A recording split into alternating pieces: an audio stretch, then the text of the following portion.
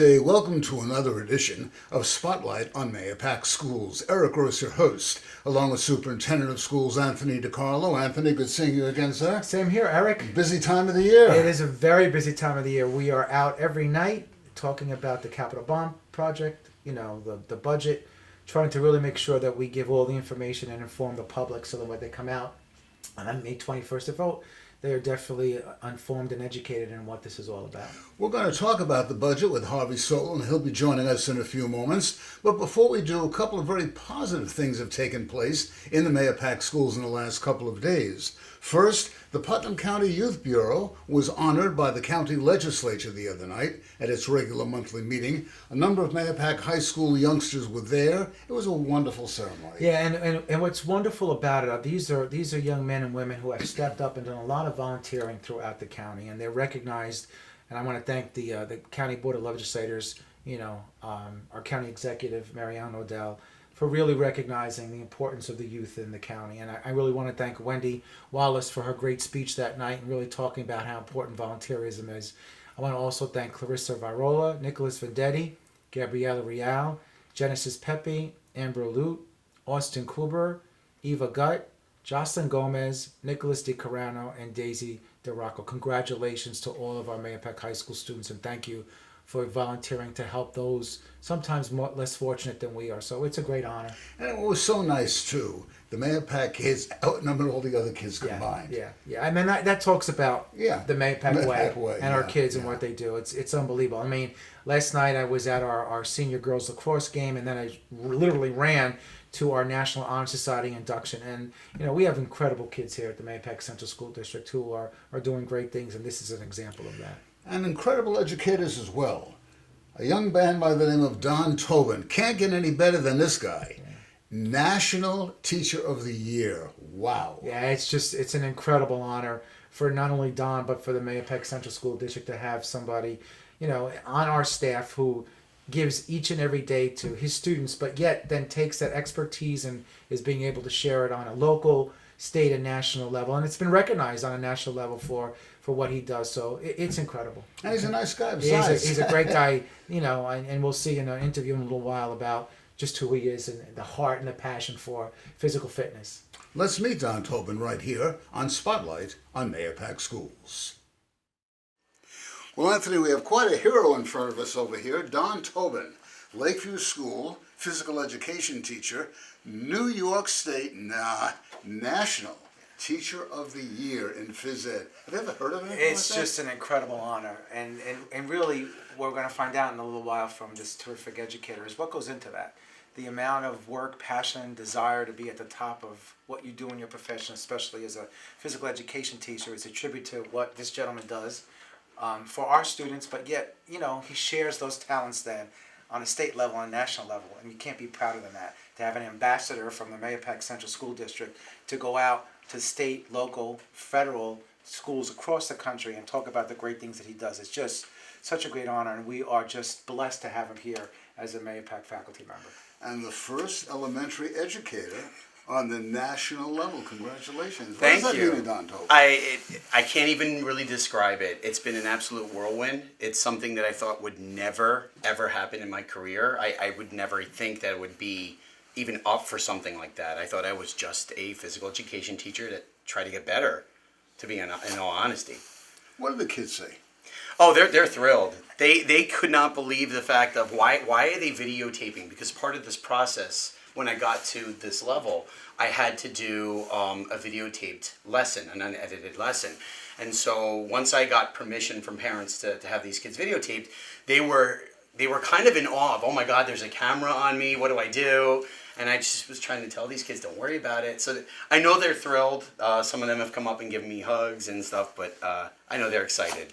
So who is Don Tobin? Where did you grow up, and how long have you been in Mahopac? Sure. Well, I mean, I'm originally from Yorktown Heights, so I grew up in the Yorktown schools. Right. I've been here in the Mahopac district for 22 years, all at the elementary level, and I've gotten a chance to work with some amazing people over the course of my career in Mahopac, and I've been able to take what I felt worked for me from them, and it's been wonderful. But I'm a local guy. I've been from northern Westchester and from the area.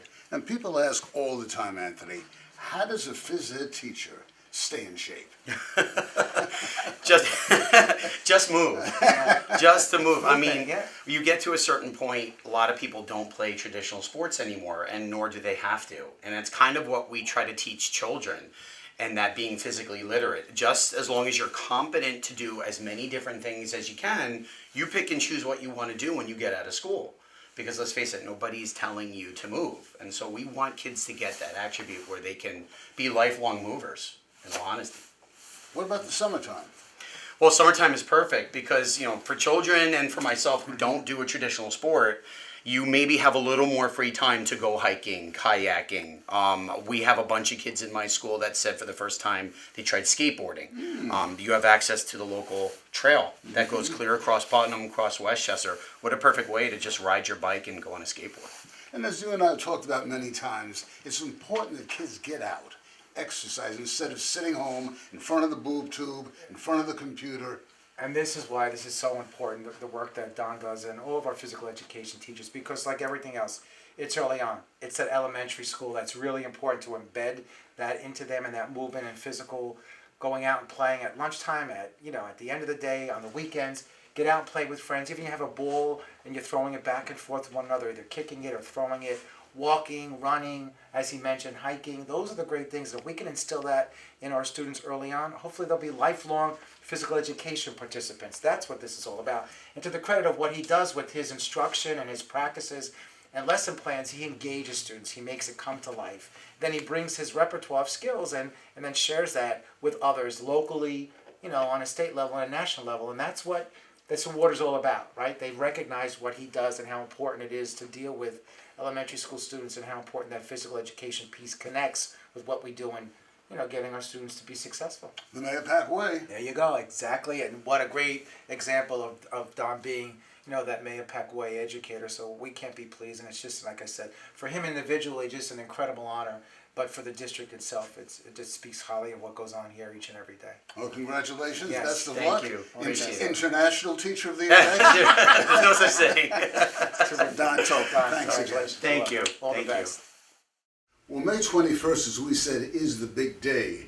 The budget this year in the Mahopac School District, $122.6 million. A decline, you heard me right, of almost $700,000.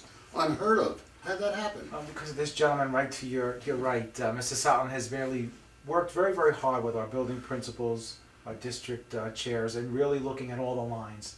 And then, as he's come in and looked at our lines over the past number of years and seeing what we've spent and not spent, we really went to what's called zero-based budget and really talk about what your true needs are. So it's not just a rollover, but what your needs are. And there was some savings in many of the lines. Harvey also did a great job this year by investing some of our monies in specific different kind of money markets to be able to get some of that investment back. So, because of his hard work, the building principals, our assistant superintendents, we were able to do that, which is something, as you mentioned, that's extremely rare. If you were to go look at the rest of the Lower Hudson, we might be the only district that the actual budget to budget is actually low. I was just going to say that, Harvey. I think we're the only district Mahopac is.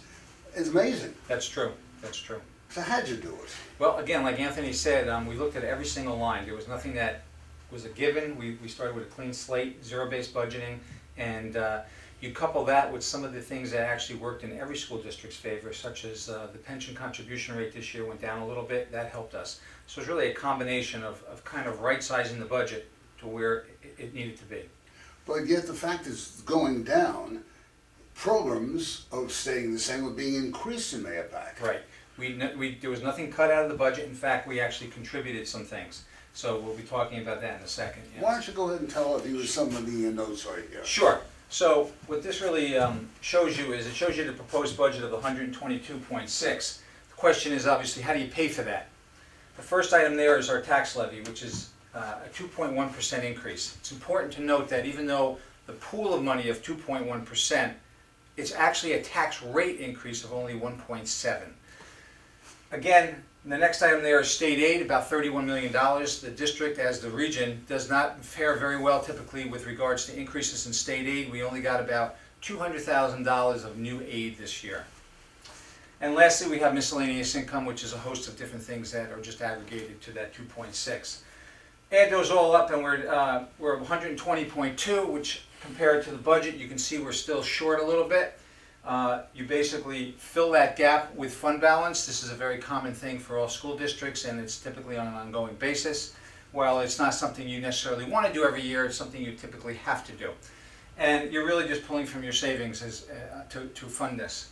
And we're going to be taking $2.4 million out of the fund balance to do this, and that yields us the balanced budget.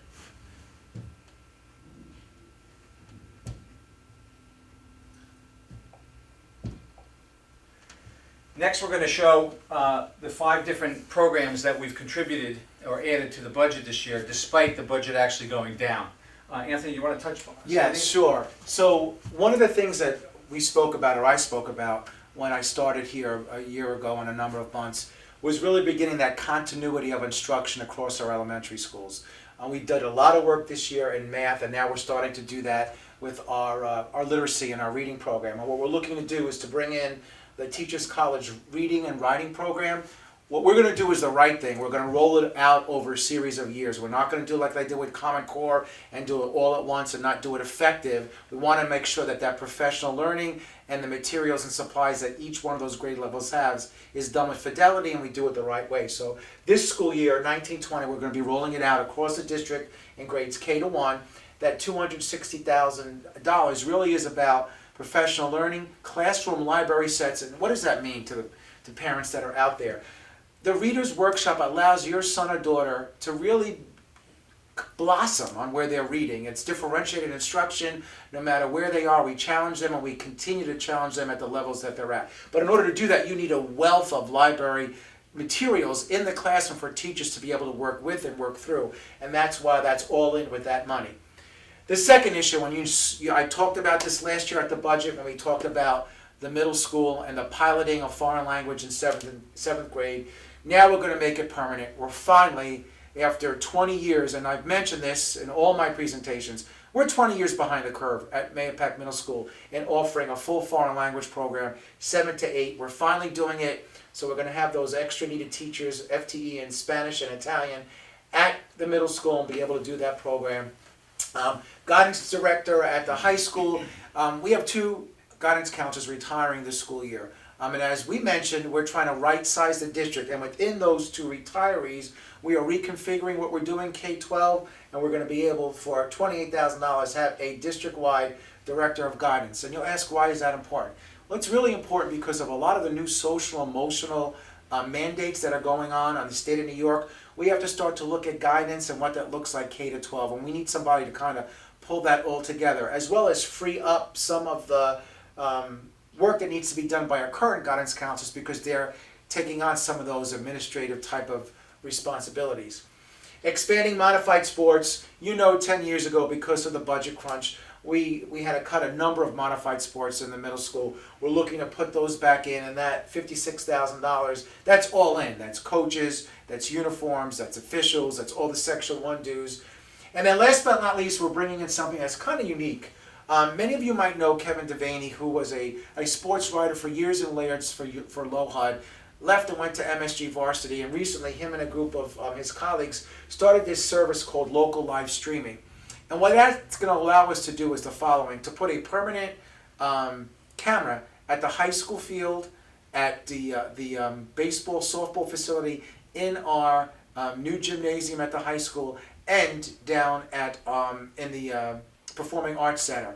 And what it allows us to do is to actually, anywhere in the world, you can actually go on and now watch your son if you're traveling, grandson, your nephew, niece, watch them participating in these games. It also allows us on a varsity level, because as we know, athletics, to be able to hook into it and do play-by-play. So we're excited about it. I think, the total cost of $477,000 is in this 1.7 increase. So as Eric mentioned, not only I think is it a prudent, sound budget, but we are also adding program, which I think is important, and really establishing what that Mahopac Way is all about. One question that comes up time and time again, especially this year on the state level, on the local level, is the STAR program. There are changes in STAR, and people have to file now. Yes. Could you give our viewers a little explanation on that? Sure. So there actually has been some changes sequentially over the last couple of years. The most recent really speaks toward the following. If you are currently part of the STAR program where you are actually getting the credit against your taxes, the state has now said that unless you do certain things, the increases that you're entitled to with respect to the STAR won't happen. You will still get the same amount that you've always got, but the increase that you're entitled to, you would not be getting unless you do this extra step. So the question really comes, what happens if people don't do this? What's going to happen is you're not going to get the increases, you're not going to get what you're entitled to, and quite frankly, on the other side, you're going to have a situation where the state actually benefits from this because people are not drawing down on these funds. That's for people making, was it 250,000 to 500,000? Correct, right. And over that, Over they don't that, get the STAR anyway. you don't, right, correct. And the enhanced STAR is not affected? The enhanced STAR is affected by this, although once you file once for the enhanced, you're good moving forward. You don't have to do it on an annual basis. And the enhanced is for senior citizens Correct. with a limited income. That is correct. Okay, very good. Anthony, what else you want to talk about the budget over No, here? I think part of what we've done is with the bond, and there's been a lot of information about that, my strategic roadmap and our budget, we're trying to put all of these three together to really solidify the kind of academic, strong institution and facilities that we want to have in the Mahopac Central School District. And I think this budget is really, really reflective of that. So this will be Proposition 1 on the ballot, Yes. and the bond will be Proposition 2. The buses will be proposition number 2. We're going Okay. out for purchases of buses. Right. And then proposition 3 will be the capital So project. 3 propositions on the ballot. That is correct. Okay, very good. We encourage voters to get out and vote. That's what it's all about. May 21st, 6 a.m. to 9 p.m., Mahopac High School.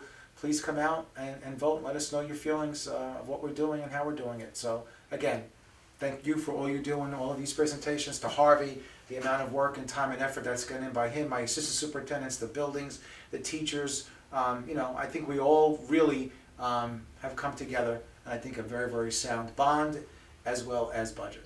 6 a.m. to 9 p.m., Mahopac High School. Please get out and vote. Anthony and I will be right back. So once again, the 21st is the big day. That is the big day. I encourage everybody to come out and vote on the 21st, 6 a.m. to 9 p.m. at Mahopac High School. Okay, very important. Very, very Exercise your right to vote. Yeah, it's very important. We have a lot that we've discussed and talked about over the last year, and now it's important for the taxpayers to get out and let us know how they feel about And it. there's also members of the Board of Education being elected too. That Yeah, so we have 4 seats that are up this school year, and we actually have 4 community members who will, be up for those 4 seats. They are Ray McDonough, they are Adam Savino, and then 2 of our current trustees, that is Lucy Masafra and Mike Mongan. So those are the 4 spots. And again, we like to joke for the big salary they get. Yes. Not Yeah. school board members, really. They get paid nothing. Yeah. But the work that they do for the children of this community. There's no question. The behind the scenes and the work and their dedication to serving the public and really being fiduciarily responsible for what the taxpayers, can afford, and the importance of education is a testament to all the board members. Okay, we thank you, sir. Thank you. Superintendent of Schools Anthony DiCarlo. I'm Eric Gross. We thank you, staff, for your able assistance. Until next time, have yourselves a good day. You've been watching Spotlight on Mahopac Schools. Bye-bye now. For more information, please visit our website, www.mahopac.k12.ny.us.